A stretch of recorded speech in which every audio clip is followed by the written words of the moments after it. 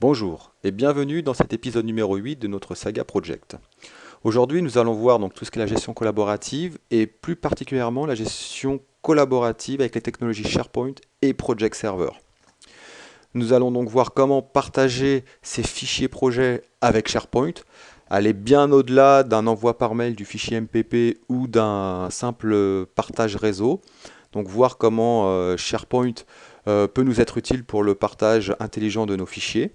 Et si on veut aller plus loin dans cette collaboration autour des projets, ben, vous montrer comment Project Server 2007 peut répondre à ces besoins, notamment en termes de partage, de communication et surtout pour piloter ces projets. Alors nous allons passer à la démonstration. Et pour ce faire, on va revenir directement à notre projet FDS que l'on avait laissé en l'état donc dans l'épisode numéro 7.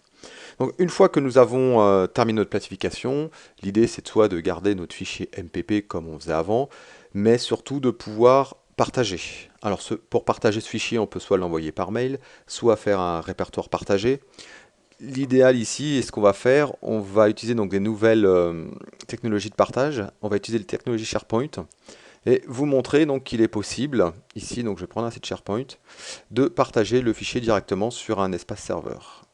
Donc là, je vais sur mes documents partagés sur le serveur et je vais l'appeler projet FDS. Et j'enregistre. L'idée ici, c'est de publier le projet donc, sur une bibliothèque de documents afin de permettre justement son accès via un intranet. Donc ici, je vais me connecter à ma bibliothèque de documents et en fonction de mes droits, je vais avoir accès ici à l'ensemble de mes documents.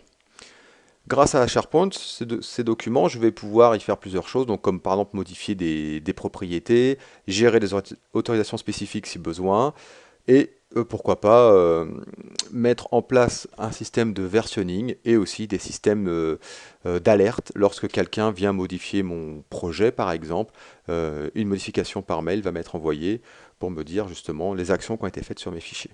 Ce qui est intéressant, c'est lorsqu'on a de nombreux fichiers dans ces documents partagés, que l'on peut bien sûr, si on désire, organiser en répertoire et sous-répertoire, on peut créer des vues, comme vous pouvez le voir ici, typiquement si je veux faire une vue par direction.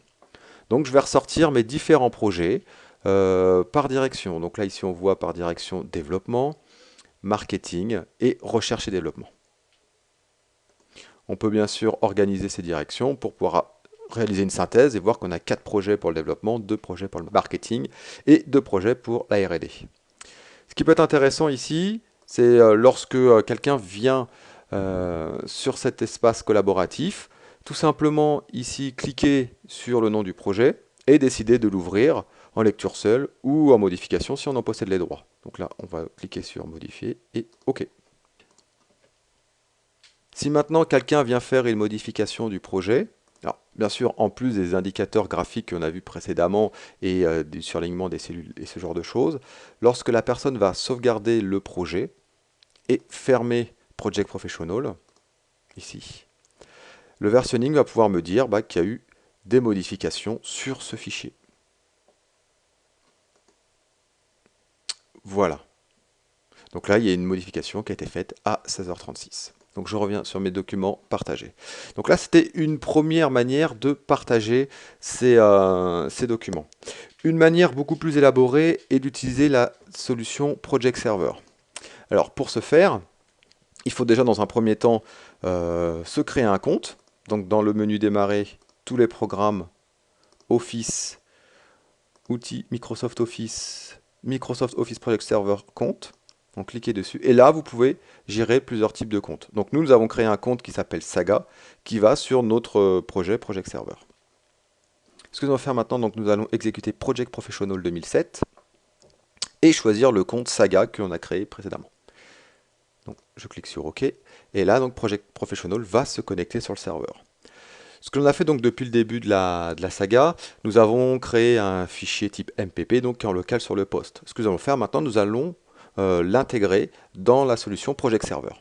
Alors pour ce faire, des outils sont livrés en standard qui permettent justement d'importer les projets et les ressources dans l'entreprise.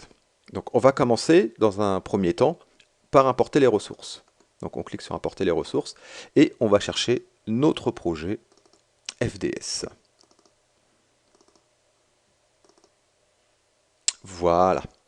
Donc ici, un assistant vient d'apparaître, assistant d'importation de ressources, et qui nous explique donc plusieurs choses à faire. Ce qu'on va faire, nous, on va passer directement à l'étape numéro 2. Et il va tout de suite nous dire qu'il y a des ressources qui sont déjà existantes côté serveur. Il se peut que lorsqu'on déploie la solution Project Server 2007, on crée déjà quelques ressources. Il se peut que ces ressources existent déjà aussi bien côté poste local que côté serveur. Donc là, il nous dit les ressources qui sont déjà utilisées. Alors, celles qui sont déjà utilisées, on ne va pas les importer, donc il suffit tout simplement de les supprimer et de conserver que les ressources que l'on souhaite conserver. Donc il nous dit là ici le nombre d'erreurs qu'il a repérées lors de l'import des ressources, et maintenant on va revalider les ressources, et là le nombre d'erreurs est passé à 0. À partir de là, donc on va passer à l'étape suivante qui est enregistrer les ressources et terminer. Une fois les ressources importées, on va faire de même avec le projet. Ce que nous allons faire maintenant, nous allons importer notre projet de la même manière que pour les ressources, donc avec les options d'entreprise, importer un projet dans l'entreprise. Donc on va chercher notre projet ici FDS. Voilà. Donc là, ici, l'assistant d'importation vient de s'ouvrir et il nous propose dans un premier temps donc, de mapper les ressources. À partir de là, donc, la fenêtre de mappage vient d'arriver et il nous propose de mapper les ressources locales avec les ressources du serveur. Donc, nous cliquons ici sur OK et on va passer à l'étape numéro 2. Donc il nous demande de valider les ressources, mais ça a déjà été fait, donc on peut passer directement à l'étape numéro 3. Ici, donc, vérification du Gantt, on passe à l'étape numéro 4 et 5, voilà. Et on va enregistrer notre projet donc, sur le serveur. Donc on va lui donner un nom, donc mon projet Saga FDS. On va lui donner ici des informations donc, sur la météo, par exemple, bonne. Sur le niveau du programme, on va dire que nous sommes en exécution. En fait, ici, on récupère ni plus ni moins que le référentiel projet du serveur. Ici, vous constatez une erreur, tout simplement parce que la formule de calcul ne s'est pas encore mise en place. Donc là, je vais enregistrer mon projet. Et maintenant, donc voilà, donc félicitations, vous avez importé votre projet dans Project Server. Et on va ici enregistrer et terminer. Donc maintenant que mon projet est enregistré, je vais pouvoir le publier sur le serveur ici. Donc enregistrer, ici maintenant j'ai accès à l'option de publication. Et je vais publier le projet. Le fait de le publier, on peut aussi créer, si on le désire, un espace collaboratif pour tout ce qui est gestion documentaire avec les technologies SharePoint autour du projet. Typiquement si on souhaite publier un document, faire d'analyse des risques ou des problèmes. Donc je vais publier mon projet. Voilà. Maintenant que notre projet est publié, nous allons aller dans le Gantt suivi, où vous pouvez voir donc le chemin critique ici en rouge et notre diagramme de Gantt. Et ce qu'on va faire, on va enregistrer une planification initiale, ici qui va servir de référence. Alors regardez bien le diagramme de Gantt. Alors ce qui est intéressant, je fais une petite parenthèse, c'est qu'il est possible d'enregistrer plusieurs planifications initiales. On va enregistrer donc la planification initiale 0 ici et cliquer sur OK. Le fait d'enregistrer la planification initiale et d'être enregistré sur Project Server, ça nous permet donc de bénéficier des formules de calcul. Et si maintenant je reviens sur projet, information du projet, l'erreur que l'on avait précédemment a disparu pour nous afficher ici des valeurs beaucoup plus explicites et nous disant que le projet est dans les temps. Vaut mieux pour un projet qui vient juste de démarrer. Donc ce que je vais faire pour enregistrer les modifications, donc j'enregistre. Donc quand j'enregistre, c'est localement pour moi. Et si je veux partager des informations, je publie les informations sur Project Server. Alors une fois que j'ai publié les informations, je peux aller consulter mon projet sur un espace web, mais aussi toutes les personnes qui collaborent autour de ce projet ou qui ont des droits spécifiques pour pouvoir visualiser le projet. Alors pour aller voir le projet, alors comment on fait ? En fait, on lance tout simplement un navigateur web. Donc là, je vais me connecter sur mon espace Project Web Access. Donc c'est l'interface web de Project Server. Nous avons ici plusieurs menus, en plus des alertes principales. Nous avons ici plusieurs menus, dont un menu qui s'appelle le centre de projet, qui nous permet donc de voir la liste de l'ensemble des projets qu'on a le droit de visualiser. Alors dans cette liste, on retrouve tout un tas de projets, dont notamment notre projet Saga FDS. Ce qui est intéressant, Project Server nous propose donc de nous présenter l'information grâce à des affichages ici. Donc, je vais prendre l'affichage programme et je vais afficher tous les projets en fonction de leur appartenance au programme. Alors ici, nous avons 3 programmes. Nous avons le programme TPCM, Radio Satellite et Vision du Futur. Vision du Futur, rappelez-vous, c'est le programme auquel nous avons rattaché notre projet FDS ici. Ce qui est intéressant, c'est qu'on retrouve les indicateurs de délai, mais aussi des indicateurs de météo. Et que si je clique sur le nom du projet, je vais pouvoir voir le diagramme de Gantt ici détaillé, sans pour autant avoir Project Professional d'installer sur ma machine. Donc voici le diagramme de Gantt. Donc ici, une vue type résumé des tâches, avec tout un tas d'informations, mais je peux bien sûr avoir des vues plus orientées indicateurs, par exemple, voilà, avec une vue diagramme de Gantt et chemin critique, avec la planification initiale et nos indicateurs de délai.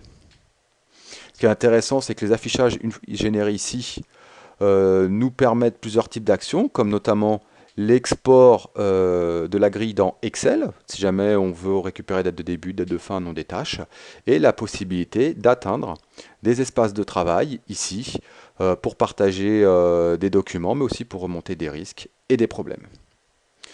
Donc voici très brièvement l'intérêt de l'utilisation d'une solution de partage type SharePoint ou Project Server 2007, notamment Project Server 2007 qui permet en plus de présenter les diagrammes de Gantt sous format web sans être obligé d'installer quoi que ce soit sur le poste de travail, et aussi la possibilité de générer tout type d'affichage que l'on peut présenter aux utilisateurs, bien sûr, en fonction de leur rôle. Alors, ce qu'il faut retenir de cet épisode, donc, ce sont toutes les solutions de partage que l'on peut mettre à disposition au chef de projet pour communiquer, partager autour de son plan projet. Alors bien sûr, en plus du mail et du répertoire réseau partagé, donc 2 grandes technologies qui sont les technologies SharePoint et la technologie Project Server 2007, qui est le complément naturel et idéal à Project Professional 2007. Alors, la solution Project Server 2007 permet d'avoir un espace centralisé de partage avec la gestion des droits, la gestion des versionnings, possibilité de créer des affichages spécifiques avec des indicateurs, un référentiel projet, etc. En plus, la solution Project Server permet de collaborer beaucoup plus loin avec ses collaborateurs, notamment par le biais de feuilles de temps. Donc les collaborateurs pourront remplir des feuilles de temps, mais aussi renvoyer des documents, faire la gestion des risques, des problèmes ou des rapports d'état. Alors, cette partie de Project Server sera développée dans le prochain épisode, dans l'épisode numéro 9. Et notamment, on parlera aussi de tout ce qui est tableau de bord et rapport, bien entendu. Alors, les ressources s'affichent à l'écran. Donc le site officiel, mais aussi mon blog, que je vous invite à consulter régulièrement. Et les liens pour télécharger les versions d'essai de Project et de Project Professional 2007. Voilà, merci d'avoir suivi cet épisode et je vous dis à bientôt.